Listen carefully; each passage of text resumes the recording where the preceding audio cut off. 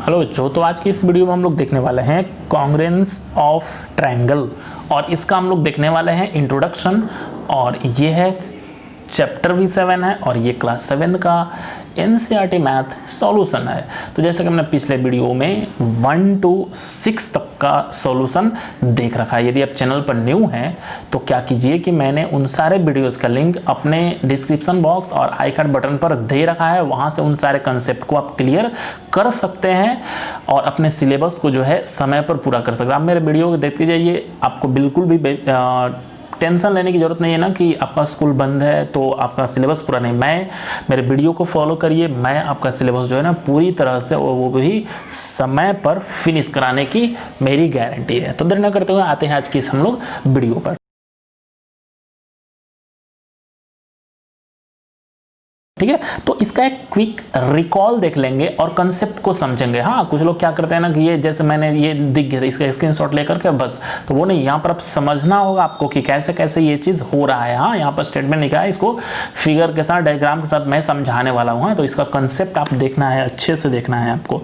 First statement कह रहा है कि 2 फिगर्स आर कॉन्ग्रुएंट। हाँ, कह रहा है कि 2 फिगर कॉन्ग्रुएंट कहलाता है if they have exactly the same shape and size। दो कोई भी फिगर हो उसको हम लोग कॉन्ग्रुएंस तभी बोलेंगे जब उनका शेप और साइज दोनों का दोनों क्या हो जाना चाहिए भाई, तो सेम हो जाना चाहिए। सपोज दैट कि यदि कोई भी फिगर हो, सपोज दैट कि ऐसे कोई फिगर आ गया, ठीक है, ये फिगर आ गया, ठीक है, तो अब दूसरा फिगर भी कुछ ऐसे ही रहना चाहिए, तभी हम लोग बोले ना कि तो फर्स्ट फिगर जो होगा वो सेकंड फिगर के कॉन्ग्रुएंस हो सकता है। और साथ ही साथ ये साइज भी जो होना चाहिए वो भी इक्वल होना चाहिए। अब ये नहीं कि एक ये है और दूसरा इतना बड़ा कर दिए और बोलेंगे कि ये मतलब कि कॉन्ग्रुएंस, तो ऐसा कुछ नहीं होगा। मान लीजिए कि ये एक ऐसे कर दिया, तो एक बड़ा है एक छोटा है, तो इसको हम लोग कॉन्ग्रुएंस नहीं बोलेंगे क्योंकि इसका शेप तो ठीक है लेकिन साइज जो है वो एग्जैक्ट नहीं है। तो आई थिंक ये पता चला होगा कॉन्ग्रुएंस। और कॉन्ग्रुएंसी जब भी बात की जाए तो वहाँ पर 2 फिगर की बात करें, मेनली तो ये ट्रायंगल में होता है कॉन्ग्रुएंस, बट हम लोग सारे फिगर के लिए यहाँ पर देखेंगे। नेक्स्ट स्टेटमेंट हमने लिखा है कि 2 line segment are congruent if they have a same length. अब ये लाइन सेगमेंट की बात कर रहा है, तो मान लीजिए कि 2 लाइन सेगमेंट है, मतलब कि ये फर्स्ट लाइन सेगमेंट और ये सेकंड लाइन सेगमेंट है, बड़ा है इससे, तो इसको हम लोग कॉन्ग्रुएंस नहीं बोलेंगे क्योंकि ये सेम लेंथ का नहीं है। यदि सेम लेंथ का, सपोज कि ये फर्स्ट है और ये सेकंड है, दोनों सेम लेंथ का, अब हम लोग बोलेंगे कि ये कॉन्ग्रुएंस है। ठीक है, थर्ड, तो ये हमने देख लिया। Third, 2 angles are congruent if they have a same major.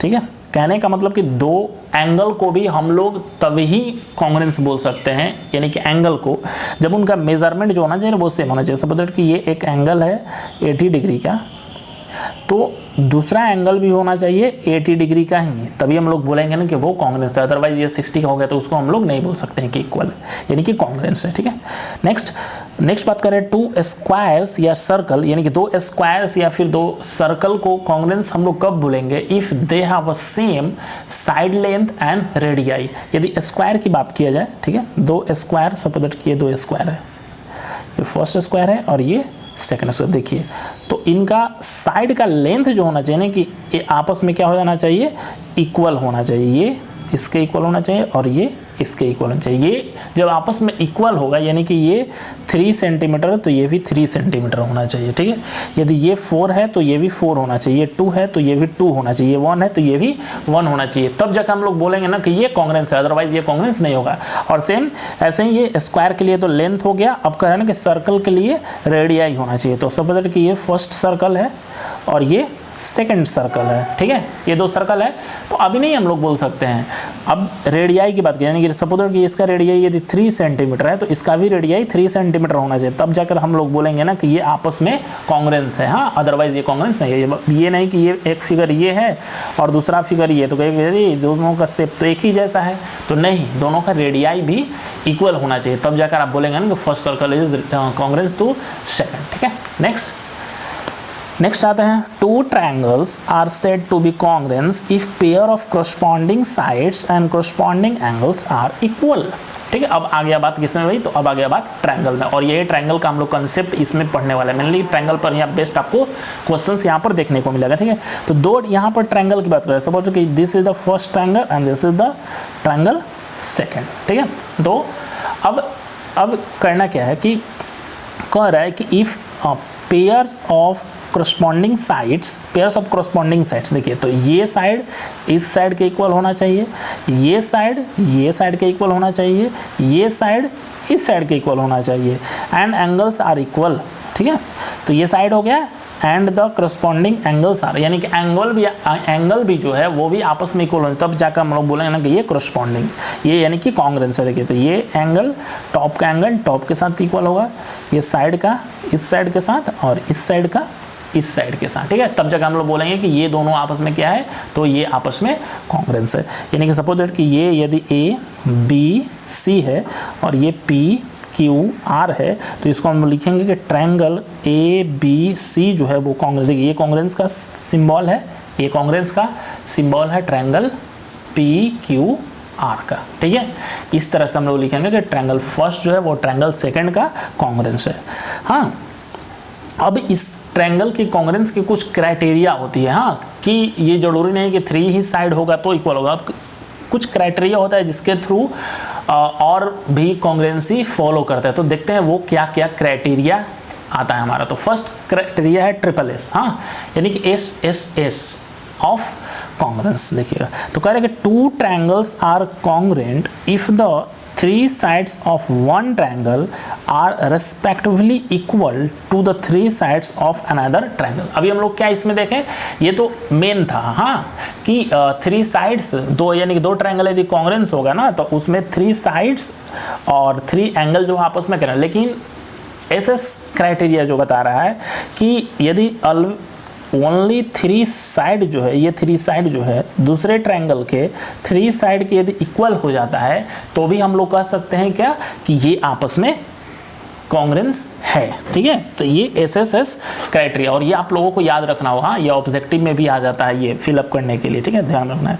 Next second criteria बता रहा है कि एस यानी कि साइड एंगल साइड, ये था साइड साइड साइड था, ये साइड एंगल साइड। देखिए ध्यान दीजिएगा, side angle side criteria of the congruence, 2 triangle are congruence if, यानी कि 2 ट्रायंगल कॉन्ग्रेंस बोला जाएगा इफ अगर 2 sides यानी कि 2 sides and the included angle of one triangle are respectively equal to the 2 sides of the included angle of the other, यानी कि 2 side होना चाहिए और इंक्लूडेड एक एंगल भी होना चाहिए। तो देखिएगा यहाँ पर फिगर, सपोज दैट कि ये ट्रायंगल है ए बी सी और ये ट्रायंगल है पी क्यू आर, ठीक है। दोनों का ये शेप थोड़ा सा इधर उधर हो सकता है क्योंकि हम तो रफ स्केच कर रहे हैं ना। तो देखिए 2 साइड होना चाहिए, देखिए एक ये साइड हो गया और एक ये साइड हो गया, इसका भी एक ये साइड हो गया और एक ये साइड हो गया। अब यहीं पर समझना है कि इसमें लिखा क्या है कि इंक्लूडेड एंगल, और इंक्लूडेड एंगल का मतलब ये नहीं होता है कि ये वाला आप ये एंगल लीजिएगा, ये नहीं, इंक्लूडेड एंगल मतलब इन दोनों साइड का ये बीच वाला, तो ये इसके इक्वल होना चाहिए, ठीक है। तो अब जाकर हम लोग बोलेंगे ना कि साइड एंगल साइड फॉलो कर रहा है, यानी कि ये ट्रायंगल जो होगा एबीसी पी क्यू आर के कॉन्ग्रेंस होगा। अब ये नहीं कि ये साइड और ये साइड इक्वल है और यहाँ से ये एंगल दे रहा है इस एंगल को, तो नहीं होगा, बिल्कुल भी नहीं होगा। इसके होने के लिए फिर ये साइड और ये साइड होना चाहिए, यानी कि ये साइड और ये साइड जब होगा तब जाके ये इंक्लूडेड एंगल होगा, ठीक है। तो ये भी कंसेप्ट, यानी कि साइड एंगल साइड का भी जो क्राइटेरिया है वो आपको अच्छे से पता चला होगा। नेक्स्ट है हमारा एंगल साइड एंगल, ठीक है, angle side angle criterion of the congruence. 2 triangle are congruent if 2 angles, ठीक है, यहाँ पर 2 angle and the included side of the 1 triangle are respectively equal to the 2 angles and included side of the others, ठीक है। ये समझते हैं कि 2 एंगल लेगा और इंक्लूडेड एक साइड। अब इंक्लूडेड का मतलब तो आप लोगों को ऑलरेडी पता हो चुका, ठीक है। तो ये 2 ट्रायंगल है हमारा, फर्स्ट ट्रायंगल है ए बी सी और सेकंड ट्रायंगल है हमारा पी क्यू आर, ठीक है। ये 2 हमारा ट्रायंगल हो गया। तो कह रहा है कि 2 एंगल होना चाहिए, तो सपोज दैट कि ये 2 एंगल हमने ले लिया, यानी कि बी एंगल क्यू के इक्वल हो जाएगा और एंगल सी जो है वो एंगल आर के इक्वल हो जाएगा। अब इंक्लूडेड साइड, तो इंक्लूडेड साइड कौन सा होगा, ये नहीं होगा, इंक्लूडेड साइड ये होगा, यानी कि ये इसके इक्वल होना चाहिए। तब जाकर इस कंडीशंस में भी हम लोग कहेंगे कि ये एएसए को फॉलो करके, यानी कि ट्रायंगल ए बी सी, यानी कि इस तरह से लिख देंगे triangle A B C congruence हो जाएगा ट्रायंगल PQR का, ठीक है। ये सब क्राइटेरिया आपको यूज़ करना है, आगे चल करके यूज़ करना है और प्रूफ भी करना है, ठीक है। नेक्स्ट जो कि काफ़ी इंपॉर्टेंट है, RHS, हाँ, right hand side, right hypotenuse side. देखिएगा, तो राइट हाइपोटेनस साइड क्राइटेरिया तो कांग्रेस क्या कहता है कि 2 राइट ट्रायंगल, यानी कि 2 राइट ट्रायंगल होना चाहिए। सपोज हम बना लेते हैं 2 राइट ट्रायंगल, बहुत इंपॉर्टेंट है ये, ठीक है। इसका ये 90 है और इसका ये 90 है। इसका नाम रख देते हैं ABC और इसका नाम रख देते हैं PQR, ठीक है। 2 राइट एंगल ट्रायंगल हो गया। राइट एंगल ट्रायंगल यानी कि एक एंगल 90 डिग्री का होना चाहिए। 2 right triangle are congruent if hypotenuse and, देखिए हाइपोटेनस, ये हाइपोटेनस है, and one side of one triangle, ठीक है, एक हाइपोटेनस और एक साइड, तो साइड ये हम ले लिए परपेंडिकुलर को, triangle are respectively equal to the hypotenuse and one side of the others, यानी ठीक है। तो हाइपोटेनस और एक साइड होना चाहिए, इसमें भी हाइपोटेनस और एक साइड होना चाहिए। तो उस कंडीशन में क्या हो जाएगा, और ये तो 90 डिग्री हो गई, चूंकि ये राइट एंगल में फॉलो करे तो ये तो ऑलरेडी 90 होगा।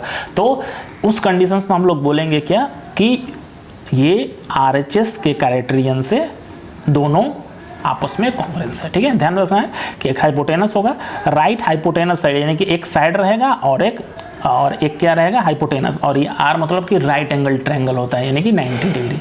तो आई होप कि RHS क्राइटेरिया भी समझ में आ गया होगा। नेक्स्ट और ये लास्ट एक इंट्रो का मतलब कि ये कंसेप्ट है, 2 congruent figure are equal in area but 2 figures having the same area need not be congruent. बहुत अच्छे से ये चीज़ समझना है। कहना कि 2 कॉन्ग्रुएंट फिगर, मान लीजिए कि 2 कॉन्ग्रुएंट फिगर है, सपोज दैट कि ये 2 कॉन्ग्रुएंट फिगर है, तो आर इक्वल इन एरिया, ये हो सकता है कि यदि ये ट्रायंगल इस ट्रायंगल के यदि इक्वल है, कॉन्ग्रुएंस है, तो उनका एरिया जो होगा ना, सपोज दैट इनका एरिया यदि 20 है तो इसका भी एरिया 20 ही होगा, बट ये फॉलो होगा। लेकिन सपोज दैट कि गिवन है कि ये इसका एरिया 20 है, इसका भी 20 है, तो ये जरूरी नहीं है कि ये दोनों फिगर जो है आपस में इक्वल होगा। सपोज दैट कि एक मान लीजिए कि फिगर ये है जिसका एरिया है 20, अब दूसरा ये फिगर आ जाता है जिसका है 20, ये स्क्वायर है, तो स्क्वायर का सपोज दैट कि इसका भी एरिया है 20, तो अब जरूरी थोड़ी है कि ये दोनों आपस में कॉन्ग्रुएंस होगा। कहाँ कॉन्ग्रुएंस नहीं है जी। तो बस आपको ध्यान क्या रखना है कि 2 कॉन्ग्रुएंस फिगर का एरिया जो होता है वो सेम हो सकता है, लेकिन 2 इक्वल एरिया वाले फिगर जो हैं वो आपस में कॉन्ग्रुएंस बिल्कुल भी नहीं होता। आई होप कि इस एक्सरसाइज का, यानी कि इस चैप्टर का जो इंट्रो है आपको समझ में आया होगा, और इसको बार बार आप लोग अच्छे से अपने माइंड में सेव करने की कोशिश कीजिए, क्योंकि इसी बेस पर सारा आपका एक्सरसाइज जो है ना वो सॉल्व होने वाला है। तो इसी तरह से मिलेंगे हम लोग नेक्स्ट वीडियो में नेक्स्ट एक्सरसाइज के लिए। तब तक के लिए गुड लक, बाय बाय।